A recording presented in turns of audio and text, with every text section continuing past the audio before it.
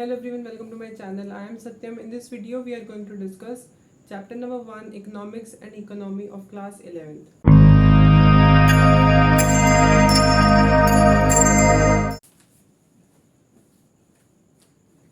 तो आपकी micro economics का फर्स्ट चैप्टर है ये इकोनॉमिक्स एंड इकोनॉमी। इस चैप्टर में बेसिकली आपको ये बताया गया है कि इकोनॉमिक्स क्या होती है और इकोनॉमी क्या होती है। दोनों में एक तरह से डिफरेंस बताया गया है।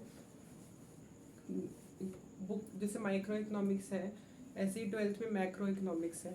तो बेसिक एक डिफरेंस आपको पता चलेगा दोनों में इस चैप्टर में। जस्ट डिफरेंस डिटेल में माइक्रो इकोनॉमिक्स तो आप पढ़ोगे ही 11th में, डिटेल में मैक्रो इकोनॉमिक्स आप पढ़ोगे 12th क्लास में।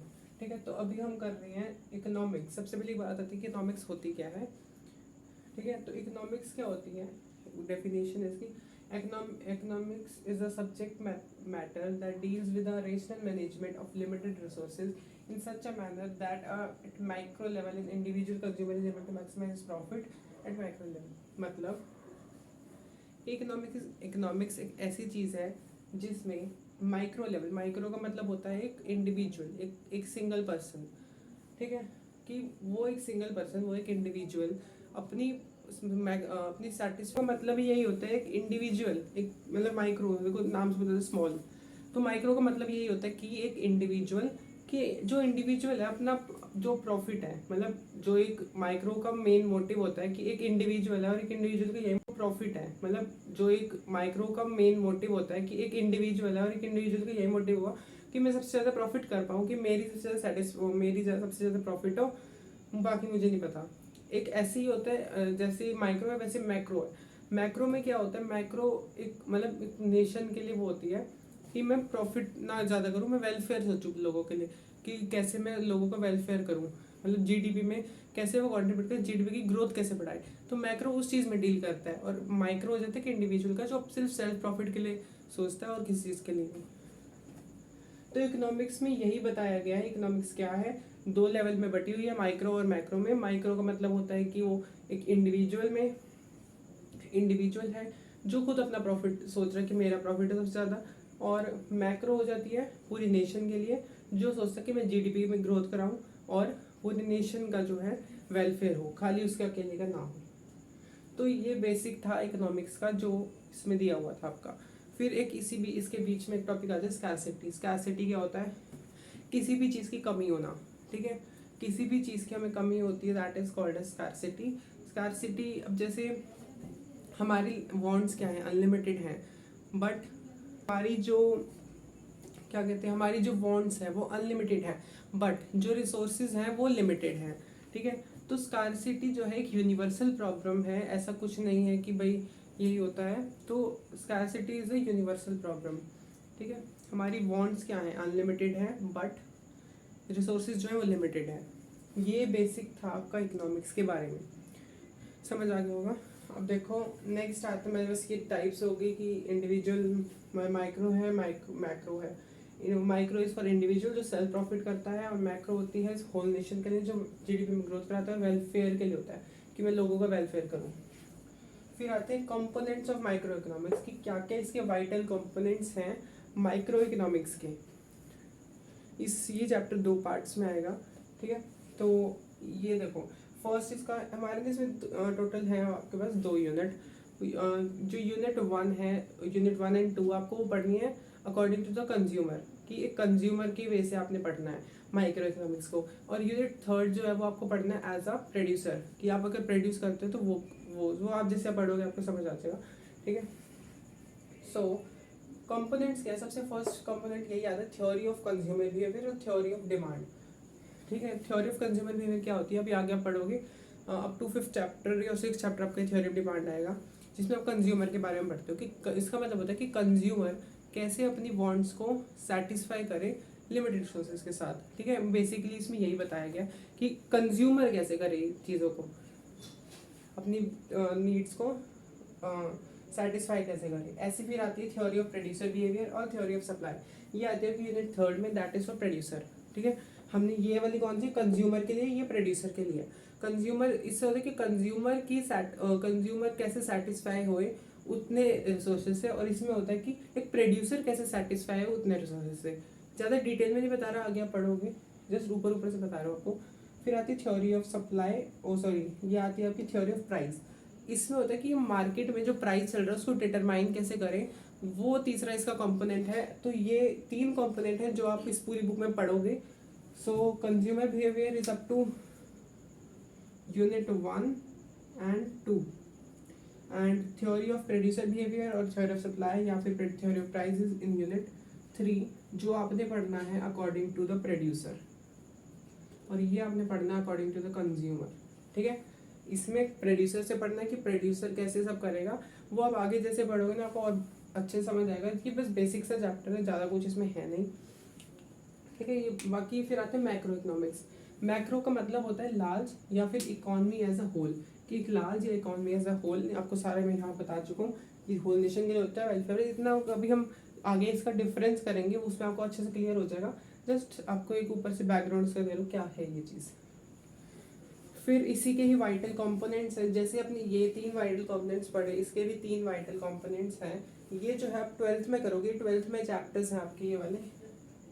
एक तो है theory of equilibrium in economy, theory of disequilibrium, theory of correction. ये 3 थ्योरीज हैं जो आपने पढ़नी है इन क्लास 12th। तो अभी तो इस पर इतना ध्यान मत दो, ये तो सिर्फ आप बस इस चीज़ों को रख लो कि ये सब है। अभी डिटेल में जो है आपने 12th में पढ़ना है, इस पे ध्यान दो क्योंकि ये अभी आपने पढ़ना है आगे अपनी बुक में। 2 बुक्स है, statistics and this micro economics, तो दोनों कवर करेंगे। ठीक है, सो अब हम कर रहे हैं इसमें बेसिक डिफरेंस। ऊपर ऊपर से मैंने बता दी क्या माइक्रो क्या मैक्रो होता है। अब हम ये मतलब ये लास्ट कॉन्सेप्ट है इकोनॉमिक्स का, इसके बाद जो आपका कॉन्सेप्ट शुरू होता है वो होता है इकोनॉमी का। ठीक है, तो इकोनॉमिक्स में यहीं तक है। जो लास्ट डिफरेंस है मैक्रो माइक्रो में, नॉर्मेटिव और पॉजिटिव, दोनों ही टॉपिक बहुत इंपॉर्टेंट है, एग्जाम में आ सकते हैं। ठीक है, तो दोनों इंपॉर्टेंट है। देखो माइक्रो इकोनॉमिक्स फर्स्ट पॉइंट तो यही हो जाएगा कि इकोनॉमिक्स इशू किस में करता है, इंडिविजुअल में, एक इंडिविजुअल में डील करता है, और ये इकोनॉमिक होल में करता है। सेकंड पॉइंट अपनी तरफ से बना सकते हो, ये तो मैंने बुक वाले आपको लिख दी हैं, बट आप अपनी से बना सकते हो कि ये सेल्फ वेलफेयर के लिए होता है, और ये किसके लिए होता है, फॉर जीडीपी ग्रोथ, नेशन के वेलफेयर के लिए, और ये होता है सेल्फ वेलफेयर के लिए, यानी अपने प्रॉफिट के लिए। ठीक है, सेकंड पॉइंट ये बना सकते हो अपनी तरफ से। आपको अगर एक बेसिक क्लियर हो गया तो अपने आप से पॉइंट बना सकते हो इजीली, और लिख सकते हो कि 5 marks, 6 marks, 4 marks, 3 marks question आ भी जाता है तो। ठीक है, सो माइक्रो इकोनॉमिक्स सेकंड आता है कि कंसर्न विद द प्राइस। ये प्राइस के साथ कंसर्न होती है और इसको हम थ्योरी ऑफ प्राइस भी बोलते हैं, ये भी पहले आपको बता चुका हूँ। फिर ये होता है एग्रीगेट आउटपुट के साथ कंसर्न, और इसको हम theory of income and employment भी कहते हैं, जो आप 12th क्लास में पढ़ोगे। ठीक है, इसके 3 वही प्रिंसिपल कंपोनेंट्स हैं जो मैंने आपको पढ़ाए हैं, theory of consumer behaviour, theory of producer, theory of price. ये 3 इसके कंपोनेंट्स हैं जिससे ये माइक्रो इकोनॉमिक्स चलती है। ठीक है, और इसके 3 कंपोनेंट्स हैं। First is theory of equilibrium, जो है aggregate supply is equals to aggregate demand, जो आप पढ़ोगे आगे, और थ्योरी ऑफ डिसइक्विलिब्रियम और थ्योरी ऑफ करेक्शन।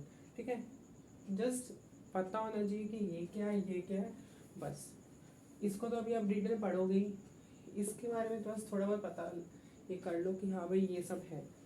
ठीक है, ये तो था बेसिक डिफरेंस, समझ आ गया होगा इजली, मुश्किल भी था ज़्यादा। अब आते हैं नॉर्मेटिव और पॉजिटिव इकोनॉमिक्स में। ये ज़्यादा चांसेस इसके भी रहते हैं, उसके भी रहते हैं, दोनों ही इंपॉर्टेंट है, जरूरी नहीं है कि यही आएगा यही आएगा। ठीक है, तो नॉर्मेटिव होते हैं,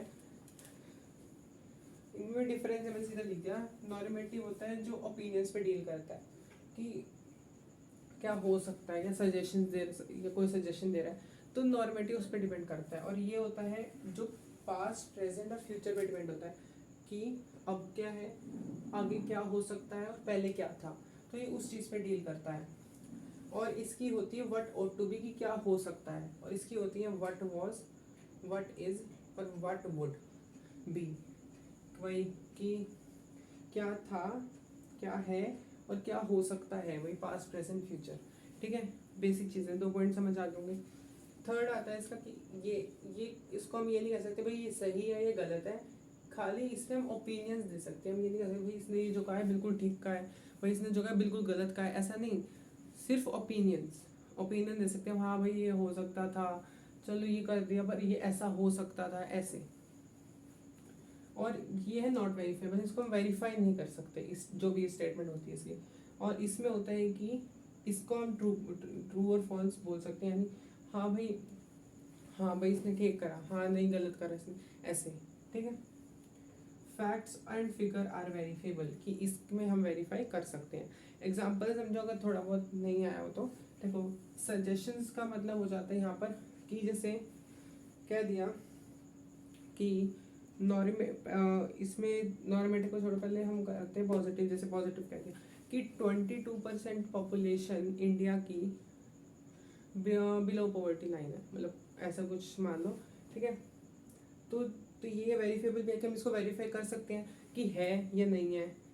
और क्या कहते हैं कि ये ट्रू और फॉल्स भी हो सकती है कि ये सही है या गलत है। ठीक है, तो नॉर्मेटिव में ओपिनियंस देने कि भाई गवर्नमेंट ने कोई पॉलिसी निकाली कि भाई इतने में इतने एज से कम वालों को या फ्री राशंस देंगे, कोई स्कीम निकाल दी, तो लोग उस पर वो अपने ओपिनियंस दे सकते हैं, भाई गवर्नमेंट ने गलत करा या गवर्नमेंट ने बहुत अच्छा करा उस पॉलिसी को निकाल के।